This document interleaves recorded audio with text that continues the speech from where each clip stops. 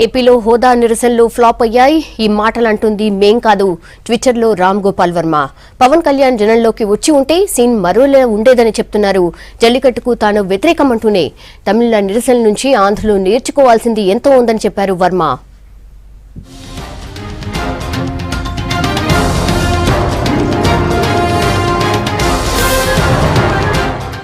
AP special status కోసం జరుగుతున్న పోరాటంపై తనదైన స్టైల్లో రియాక్ట్ అవుతున్నారు రామ్ గోపాల్ వర్మ.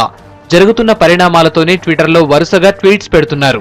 ఆర్కే బీచ్ లో శాంతియుత నిరసనలు పూర్తిగా ఫెయిల్ అయ్యాయని తెలిపారు. తమిళుల నుంచి స్ఫూర్తి పొందడమే కాదు, వారి నుంచి నేర్చుకోవాల్సింది కూడా చాలా ఉందన్నారు. హోదా పోరు సూపర్ హిట్ ఎలా చేయాలో పవన్ కళ్యాణ్ చెబుతాడని ఆశిస్తున్నానన్నాడు వర్మ.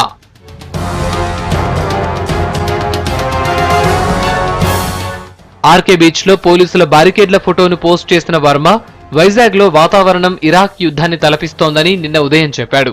దూరంగా ఉండి ట్విట్టర్లో పోస్టులు చేసే బదులు పవన్ కళ్యాణ్ బ్యాటిల్ ఫీల్డ్ లోకి డైరెక్ట్ గా దిగితే బావుండేదన్నాడు. రాజు లేకుండా యుద్ధం గెలవటం ఎలా సాధ్యమని క్వశ్చన్ చేశాడు. దూరంగా ఫోన్లో పోస్టులు పెట్టేవాడి కంటే నడి యుద్ధంలో కత్తితో పోరాడేవాడే నిజమైన యోధుడన్నారు. పవన్ వచ్చి ఉంటే కార్యక్రమం విజయవంతమై ఉండేదని చెప్పారు.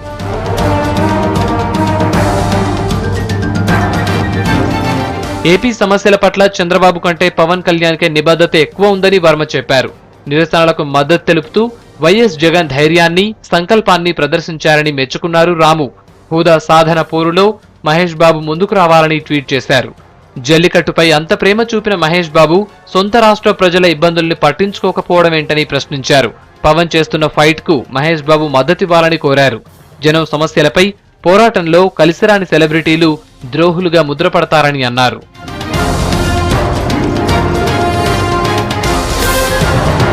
జల్లికట్టు ఆందోళనను తాను వ్యతిరేకించినప్పటికీ ఆ విషయంలో తమిళులు విజయం సాధించిన తీరుపై తాను గౌరవం పెంచుకున్నానని ట్విస్ట్ ఇచ్చారు రాము.